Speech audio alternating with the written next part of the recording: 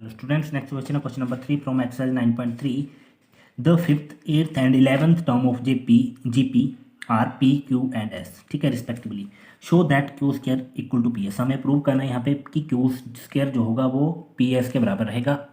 ठीक है, तो यहाँ पे बोला है 5th टर्म जो है वो कितनी दी गई है, P के बराबर है. 8th टर्म जो है वो Q के बराबर हो. 11th टर्म जो है वो S के बराबर है. तो यहाँ पे लिखते हैं A 5th मीन्स A5 जो था. ठीक है, अगर हम जनरल फॉर्मूला देखें ए एन का तो वो होता था ए आर एन माइनस 1 के बराबर. ठीक है, तो A5 जो होगा वो किसके बराबर रहेगा, A R N minus 1 means 5 minus 1, तो ये 4 बन जाएगा. और हमें जो गिवन है वो बोला है भाई ये P के बराबर रहेगा. ठीक है, एक चीज़ होगी. फर्स्ट इक्वेशन ले लेते हैं इसको. ठीक है, सेकंड बोला है ए एट्थ टर्म जो है तो ए आर 8 माइनस 1 करेंगे तो 7 बन जाएगा. और जो एट्थ टर्म है वो Q के बराबर है.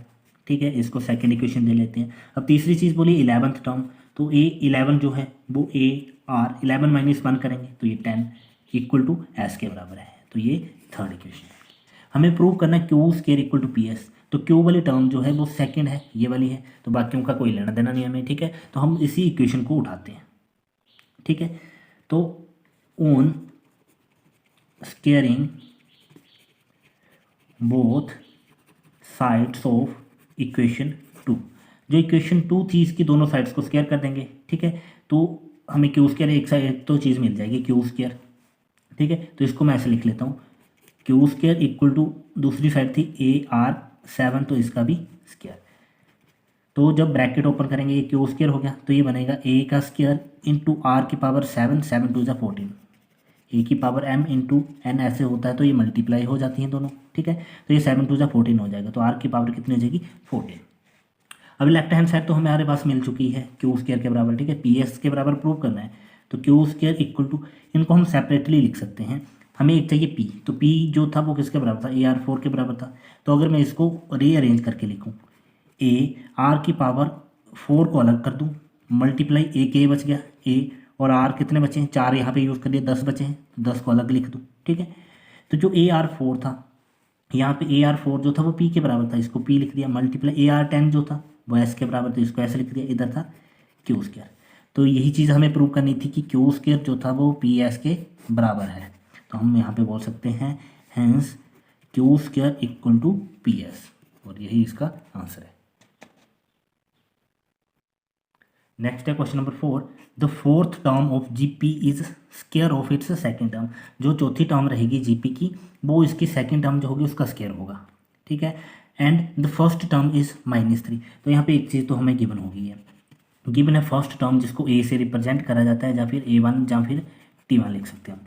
वो किसके बराबर है, -3 के बराबर है. डिटरमाइन इट्स सेवन्थ टर्म, हमें इसकी सेवन्थ टर्म फाइंड करनी है. तो एक और चीज़ जो गिवन थी फोर्थ टर्म जो है मीन्स A4 जो है वो क्या है, square of its second term, तो ए सेकंड का स्क्वायर के बराबर है. ठीक है, तो यहाँ पे पहले एक चीज़ लिख लेते हैं. A4 जो होता है, अगर हम जनरल फॉर्मूला लगाए ए आर एन माइनस 1, तो ये होता है A R N minus 1 means 4 minus 1 करेंगे तो 3 के बराबर रहेगा. और सेकंड टर्म जो होगी A R N minus 1 means 2 minus 1 तो करेंगे तो 1 मीन्स ए आर के बराबर रहेगी. ठीक है, तो यहाँ पे वैल्यू पुट कर लेते हैं. इसकी जगह इनकी A4 की जगह लिखेंगे A R cube equal to किसके बराबर है, A2 का स्क्वायर. A2 की वैल्यू है ए आर, तो इसका भी स्क्वायर. तो इसको जब सॉल्व करेंगे क्या बनेगा, A R cube equal to A का भी स्क्वायर हो जाएगा और आर का भी स्क्वायर हो जाएगा. ठीक है, अब इसके बाद हम इनमें क्या कर देंगे, वैल्यू पुट कर देंगे. मैंने यहाँ पे वैल्यूज लिख ली हैं. ठीक है, वैल्यू पुट करते हैं. ए की वैल्यू थी -3, तो यहाँ पे बन गया -3 into R cube equal to A का स्क्वायर. ए की वैल्यू थी -3, इसका स्क्वायर इंटू आर का स्क्वायर. तो यहाँ पे बन जाएगा माइनस का ही है सिंपली, तो -3 आर क्यूब, ये बन गया -3 का स्क्वायर. जब भी कोई माइनस का नंबर होता है तो अगर उसकी पावर इवन में है, ठीक है, अगर उसकी पावर इवन में है तो जो आंसर आएगा वो हमेशा क्या आएगा, पॉजिटिव आएगा. ठीक है, तो यहाँ -3 था, पावर क्या इवन है, तो ये बन गया 3 का स्क्वायर कर देंगे, 3 3 9, और माइनस जो होगी वो यहाँ पे नेग्लेक्ट हो जाएगी. ठीक है, तो ये बन गया 9r स्क्वायर.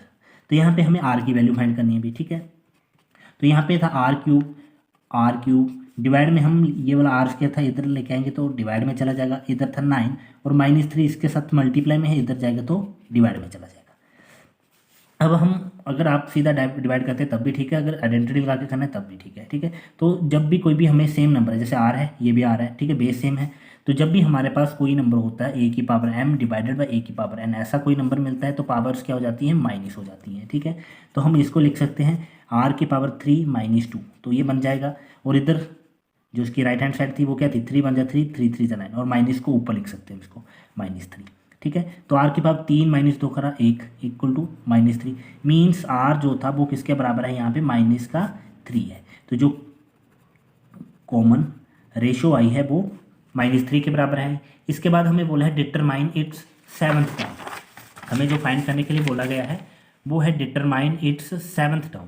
तो इसकी सेवन्थ टर्म फाइंड करने के लिए a7 इक्वल टू किसके बराबर रहता है, ar n-1, तो n की वैल्यू है 7, 7 -1 करेंगे 6, वैल्यू पुट करते हैं। a की वैल्यू थी -3 इंटू आर की वैल्यू है -3 और उसकी पावर है 6।